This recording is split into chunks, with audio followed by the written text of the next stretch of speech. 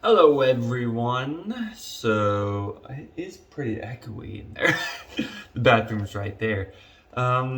Saturday, so tomorrow. I know I did do a video yesterday. I stayed out until 3 o'clock in the morning, dancing a little bit. But tomorrow, I'm not gonna do a video either. I'm gonna take the day in review. I'm doing a conference this weekend for. Um, how to expand a small business through your social media accounts, through different things like YouTube. And it's got me thinking a lot more about where I want to take my YouTube channel and where I want to focus my energy, specifically focusing, wild, focusing all my energy, most of my energy on the YouTube channel.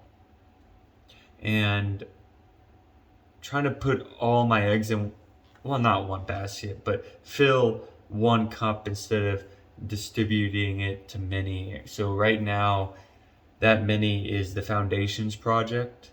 It's also writing.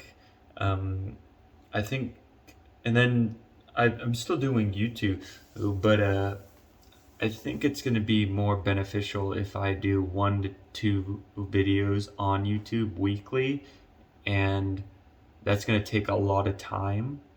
So I got to prioritize and make sure or that this is specifically what I want to do. And if this is what I want to do for the YouTube channel, for the philosophy YouTube channel, Raw Education, I want to. I learned a little bit about trying to think about how you're going to plan out your YouTube channel and what audience you want to do. So first, why I'm doing it, the whys of what I'm doing it. So I'm doing it for this reason, so that blah, blah, blah. The next is niche. What's my specific niche and personality that I can bring to the YouTube channel? What's a true fan? So what is my audience?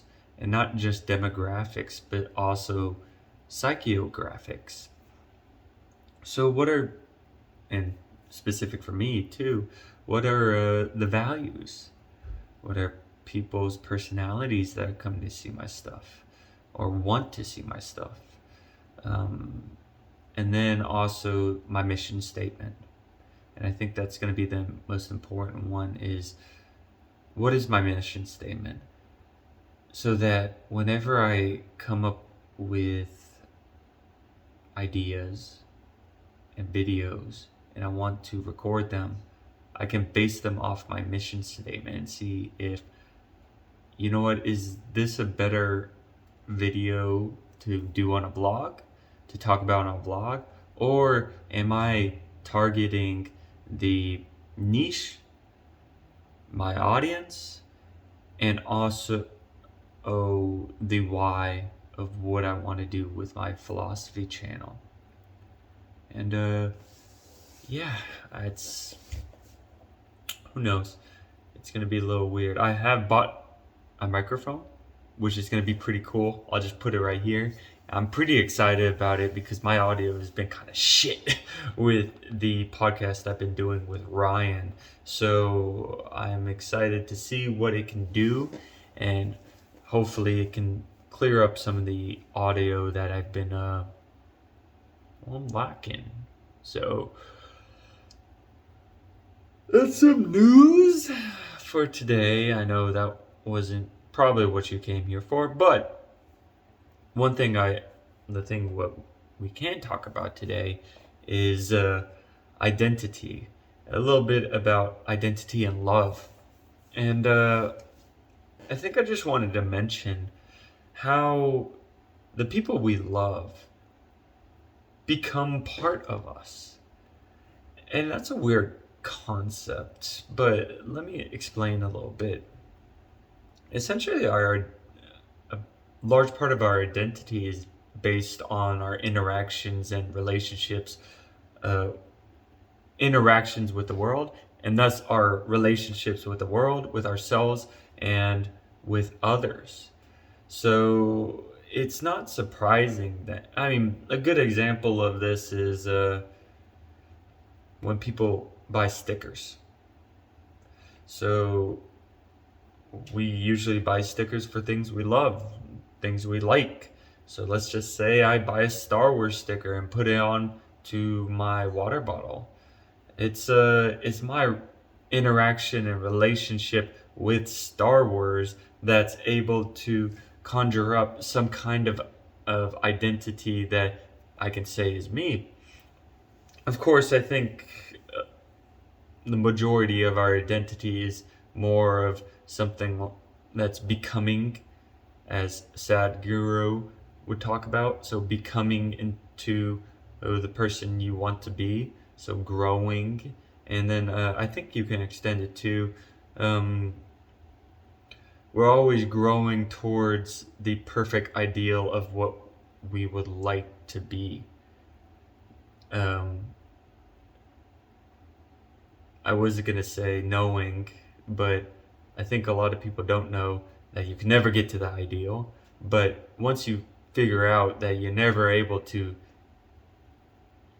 fulfill the ideal idea of yourself, then you can focus on the becoming and the growing of yourself within the present moment towards that ideal self, towards what you would like to represent in this world. And that's where love comes in. So, in our loved ones. So, just like our identity is established with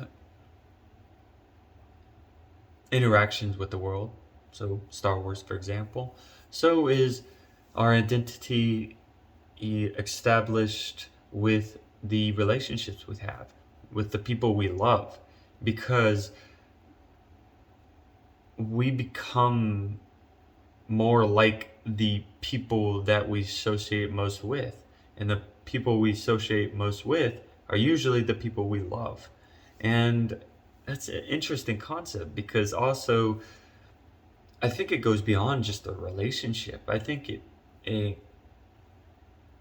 the immense emotion that you would feel for a loved one can be provoked upon their absence or death, that carves into you pain and sadness and grief for more life to grow from within. Or not life to grow, but for you to grow from within.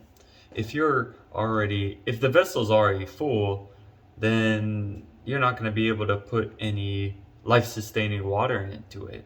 But what grief and pain and loss do is they empty out all the water. Just like a loved one, when during their passing, leaves you empty inside. Well, yes, it's awfully sad, and it's immense grief and pain. It's hard to handle. But think about it as the pain carving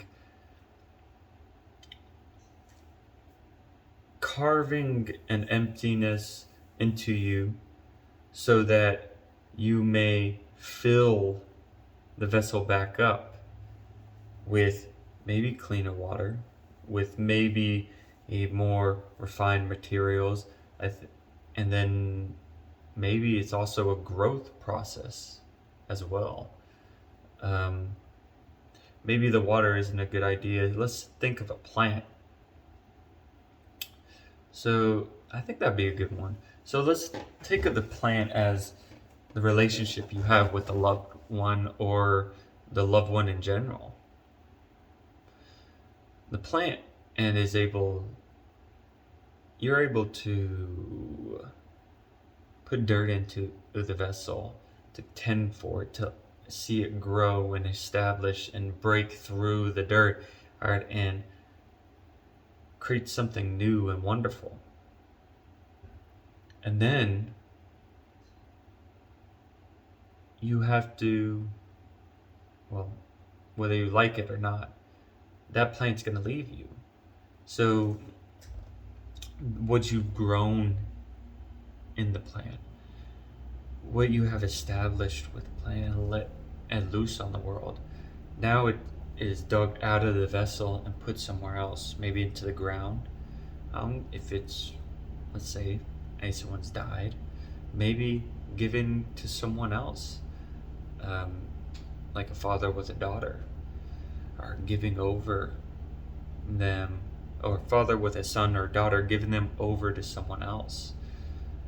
And that's also taking out and giving it to, let's say, a beautiful garden. But either way, there still leaves an emptiness within you that is absolutely painful.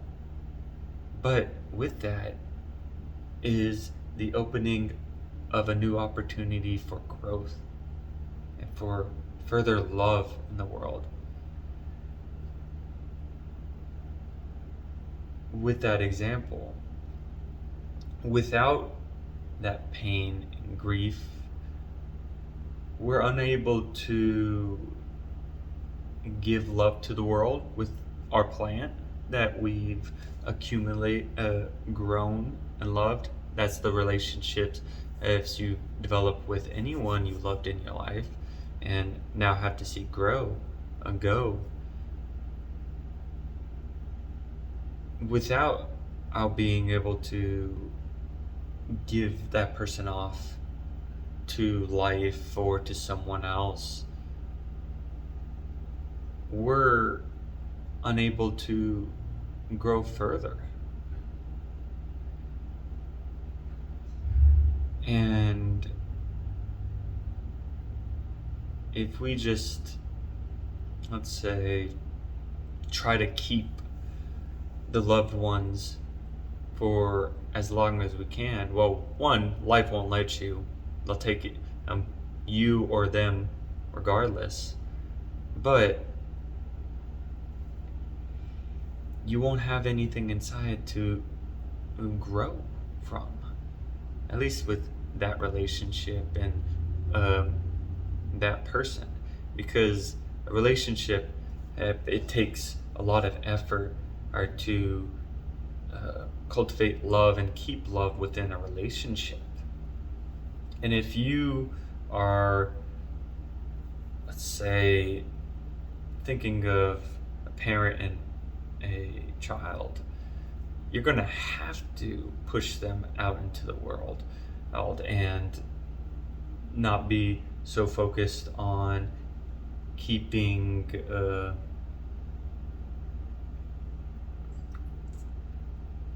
as much control of that relationship as you once had. And that's that giving of the plant over to the world and life and the carving of your inside. So I don't think I explained the best, but I just wanted to think about it a little bit. How we always think grief and pain and sadness are something to be avoided, when yes, they hurt, but just like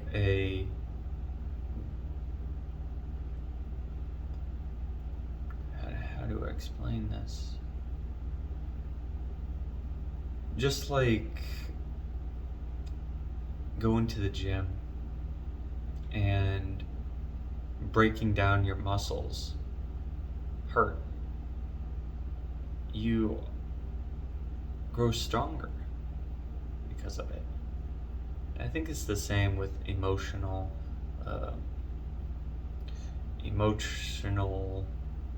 states as well. They're anti-fragile, so meaning that they grow from stressors. Of course, there's maxes, right? You will pull a hammy, or you're gonna break a forearm if you go too much when lifting weights. And I think it's the same with emotional you can only have so much trauma, right? But I think a little bit of grief and sadness and pain can also help grow you as a human being as well. And I think I'm going to leave it at that. I think that's a good place to stop. But I always love talking to you. I love talking to myself. So, anyways, I'll see you later. Bye.